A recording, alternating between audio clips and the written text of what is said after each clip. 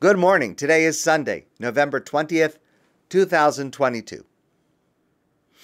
If I was writing the Torah, I would have written it differently. I would have included in the narrative how wicked Yishmael was. Yishmael, remember, was the son of Avraham and Hagar. He was the first child that Avraham fathered. He tried to kill his baby half-brother Yitzchak. He was violent and he was evil. Of course, Avraham had to expel him from his home. I would have included in the narrative how wicked Esav is. Esav, one of the twin brothers born in our parsha of Toldos to Rivka and Yitzchak. He pretended to be pious in order to fool his father into giving him the blessing when he really did not deserve it. He committed murder. He denied God.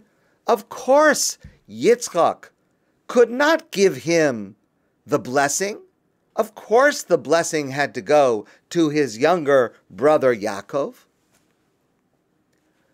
But the Torah does not say that. On the contrary, Rabbi Jonathan Sacks points out that when we read the description, when Avraham sends away Hagar and Yishmael, and their water runs out, and Hagar places Yishmael under a bush and sat at a distance so she would not see him die, it's impossible to read that passage without feeling intense sympathy for both of them.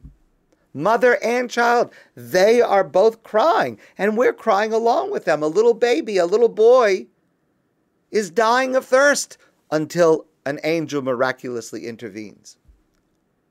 Likewise, in the case of Esav, this central narrative of our portion, where Yaakov disguises himself in order to take the blessing from his father Yitzchak that Yitzchak intended to give to Esav. And then we have this dramatic emotional climax near the end of the parsha, when Esav comes in after Yaakov has tricked his father and taken the blessing, and then Esav comes in, and Esav says, "Where's my blessing?" And the Torah tells us Yitzchak trembled a very great trembling. Who was it who came in and took the blessing? Yitzchak realizes that something happened that he didn't want to happen, that he didn't understand. And then when Esav heard his father's words, he cried an intensely loud and bitter cry. How can you not feel sympathy for Esav, who seems to have done nothing wrong, and the blessing is taken away from him?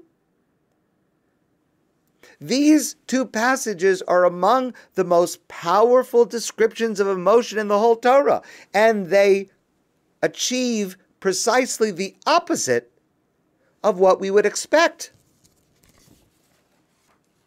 So why cause us, through the text of the Torah, to feel their pain, to feel empathy for them, and then to think, well, they're so relatable, and then to choose the other?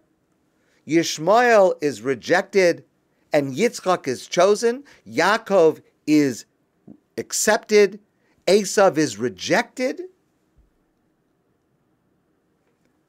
So one approach to understanding this anomaly, and this is a fundamental approach to interpreting and understanding the Torah, every part of the Torah, and I refer to this approach as a Midrashic approach. In other words, the rabbis construct background stories, not in the text of the Torah, perhaps hinted at in the text of the Torah, but all of the details that I mentioned, the evil of Yishmael and the evil of Esav, they are found in the Midrash, not in the text of the Torah itself. In other words, our rabbis give us fleshed out personalities as they ascribe words and actions to these characters. Now, it's complicated to know if the rabbis mean to assert that these things actually literally happened, or are the rabbis providing context? Are they giving us the sense of the matter, which is often ambiguous and contradictory, just as real life is? So that's a complicated subject. And this happens very often in the Torah. For example, how old was Yitzchak at Akedas Yitzchak, at the binding of Isaac? When Avraham was ready to offer him as an offering, thinking that's what God wanted. How old was Yitzchak? Well, it's very interesting. In the Midrash, our rabbis have different opinions. One opinion says that he was 3. Another opinion says he was 13. A third opinion says he was 33. Now, we don't know because the Torah does not tell us in the text. And we have these different opinions. So what does it mean to have these different opinions? Maybe it means to suggest that Yitzchak's participation would mean something different if he was 3, or if he was 13, or if he was 33. His level of maturity, his level of acquiescence would be a very different story. It's a different narrative if he's 33 years old as opposed to if he's 3 years old. So much of the commentary of the Torah that we know, what he said, what she did. For example, so much of the commentary of Rashi is Midrash. And that is an important part of how we understand the Torah, but it is not actually in the text of the Torah itself. There's another approach to understanding the Torah, the entire Torah, and this we refer to as Omek Pshuto Shel Mikra, a close, deep reading of the actual text of the Torah to guide us in how to interpret and understand it. So let's use this approach now. What does the Torah actually say about Yishmael and Esav? For neither Yishmael nor Esav do we see anything in the text of the Torah that is evil or wicked. There is nothing in the text of the Torah that would lead to a rationale for why they were rejected and their brother was chosen. What do we see in the text of the Torah? Yishmael is described in the text of the Torah as a wild man, an aggressive archer. Esav is described in the Torah as a physical man, a man of the field. Both of them are described as strong, unafraid, rooted in the physical, mundane world. As opposed to Yitzchak and Yaakov, who are described in the Torah as meditative, scholarly, spiritual. And Rabbi Jonathan Sacks writes that the choosing of Yitzchak over Yishmael and the choosing of Yaakov over Esav is one of the most fundamental lessons of Judaism to the world.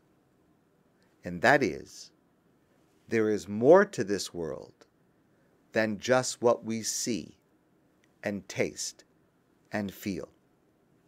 Earth is connected to heaven. The physical has a counterpart in the spiritual. This is the meaning of the famous dream of Yaakov that we will read about in next week's Torah portion, where there is a ladder and it is rooted and resting on the ground, but it reaches up to the heaven. And that ladder symbolizes the connection between the two. Now, I don't understand why Rivka had to deceive her husband Yitzchak in order for Yaakov to receive the blessing instead of Esav. I don't understand that.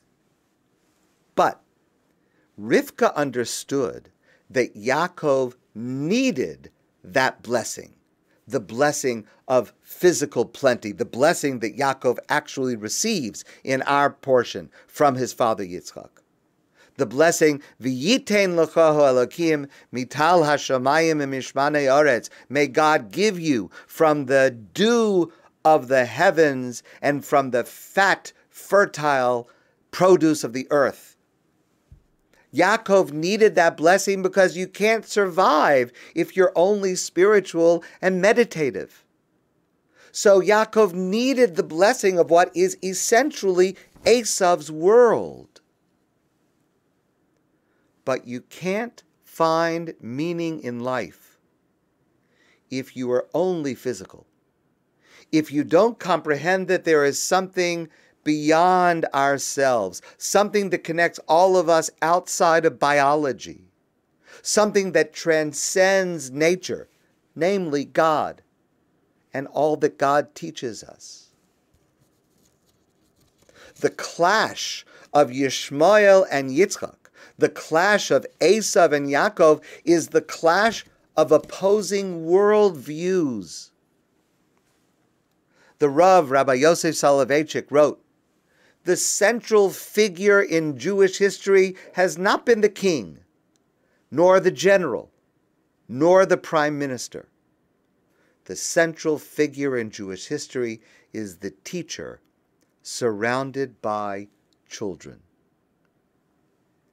We have kings, we have generals, we have prime ministers. They are important because they are necessary and we respect them, but they are not central. Our central figure is Yitzchak, not Yishmael. Our central figure is Yaakov, not Esav. Our central figures are those who are strong enough to live and flourish in this physical, mundane world while being spiritual enough to give life meaning beyond ourselves.